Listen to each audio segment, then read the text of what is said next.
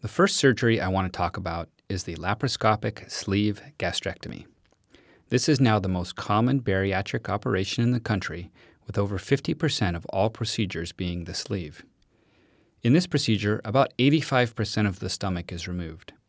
I remove the portion of the stomach that stretches when you eat and also the part that secretes ghrelin, which usually results in less appetite after surgery for the first year or more. The stomach you are left with is about the size of a small banana. It works by restricting how much you can eat and also by altering the GI hormones like we talked about before. To qualify, you must have a BMI over 40, or we can accept down to a BMI of 35 if you are being treated for high blood pressure, high cholesterol, diabetes, or obstructive sleep apnea. Here's a short animation about the laparoscopic sleeve gastrectomy. To access the abdominal cavity, small incisions are created. Trocars are placed to serve as passageways for surgical instruments. The surgeon examines the abdomen using a laparoscope or video camera. The average human stomach can expand to hold around 1 to 1.5 liters of food. While in the stomach, food is combined with digestive enzymes. These help break the food down into a simpler form so that it can be digested more easily and absorbed in the small bowel. During a sleeve gastrectomy, a thin vertical sleeve is created by using a stapling device. This sleeve will typically hold between 50 and 150 milliliters and is about the size of a banana. The resected portion of the stomach is removed. By altering the anatomy of the gastrointestinal tract, sleeve gastrectomy changes signals in the body, resulting in decreased hunger and increased feelings of fullness after meals. Bile and pancreatic fluid from the liver and pancreas mix with food and allow it to be completely digested and absorbed in the bowel. There is no rerouting of the small bowel or postoperative adjustments needed for the sleeve gastrectomy. The next most common surgery is the Roux-en-Y gastric bypass. This is the surgery we have done the most over the last 20 years, so we know the most information about it. But as the sleeve has gained in popularity, the bypass has gone down a bit and now is about 25 to 30% of all bariatric operations. In this surgery, I make a new small stomach pouch about the size of an egg. Then the small intestine is rerouted to this small pouch and the rest of the stomach, and about 25% of your small intestine is bypassed. The old stomach is left in place and still makes digestive juices.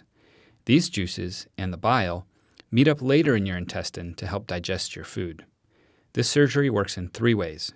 It restricts how much you can eat, it doesn't allow you to absorb food in the bypassed segment of the intestine, and of course it also significantly alters the GI hormones.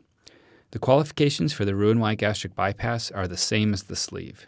Here's a short animation about the laparoscopic Roux-en-Y gastric bypass.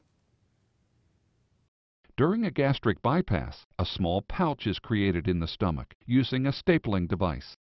The small stomach pouch, about the size of an egg, limits the amount of food you can eat before feeling full. The small bowel is separated into 2 sections. The lower portion of the small bowel is attached to the newly created stomach pouch. This allows food to pass directly into the second portion of small bowel, where digestion continues. The upper portion of the small bowel is reconnected to the lower. Bile and pancreatic fluids from the liver and pancreas allow food to be digested completely. By altering the anatomy of the gastrointestinal tract, gastric bypass changes signals in the body, resulting in decreased hunger and increased feelings of fullness after meals. The laparoscopic loop duodenal switch is a modification of the traditional duodenal switch with biliopancreatic diversion. Essentially, a sleeve gastrectomy is performed first, and then the duodenum is cut and a new connection is made to the intestine, about 300 centimeters from your colon. Just like the gastric bypass, it works in 3 ways. It restricts how much you can eat, it doesn't allow you to absorb food in the bypassed segment of the intestine, and it also significantly alters the GI hormones. This operation, however, has more profound impacts on your absorption of food than the other operations, and some people can get nutritional deficiencies and have chronic diarrhea. However, the weight loss with this operation is usually greater, and it has really great results in resolving diabetes. I tend to offer this operation to patients who have a BMI greater than 50 or who have severe diabetes. Here's a short animation about the loop duodenal switch. The single anastomosis duodenal switch, or loop DS, begins with a sleeve gastrectomy in which a thin vertical sleeve is created using a stapling device. This sleeve will typically hold between 100 and 150 milliliters and is about the size of a banana. The resected portion of the stomach is removed. The small bowel is divided approximately 3 centimeters beyond the stomach, preserving the pyloric. The end of the small bowel is located, and about 3 meters of small bowel are measured. At this point, a loop of the small bowel is brought up to the duodenum and joined as shown.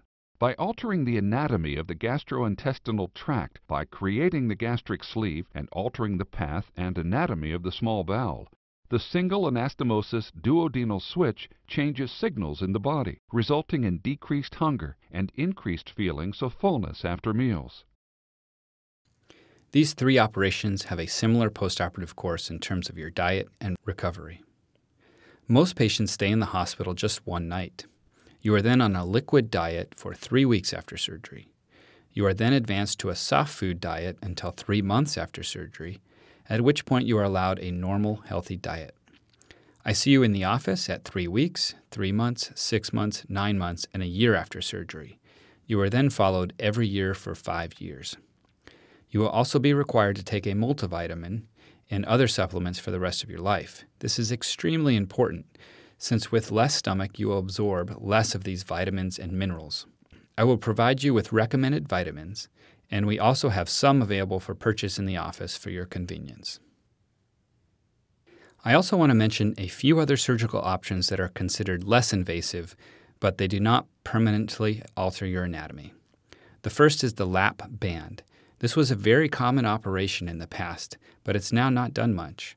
There are many reasons for this, but mostly because the long-term results have not been great, especially compared to the sleeve. In this operation, a small plastic band is placed around the upper stomach, and the port is placed under your skin to allow me to put fluid in or take fluid out to make the band tighter or looser.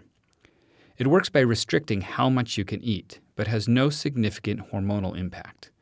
The qualifications are the same as the previous surgeries. I do not routinely perform this operation anymore, but if you have a lap band, I can assist with managing it and adjusting it. Finally, the V-Block is a new device that targets the hormonal pathways from the stomach to the brain.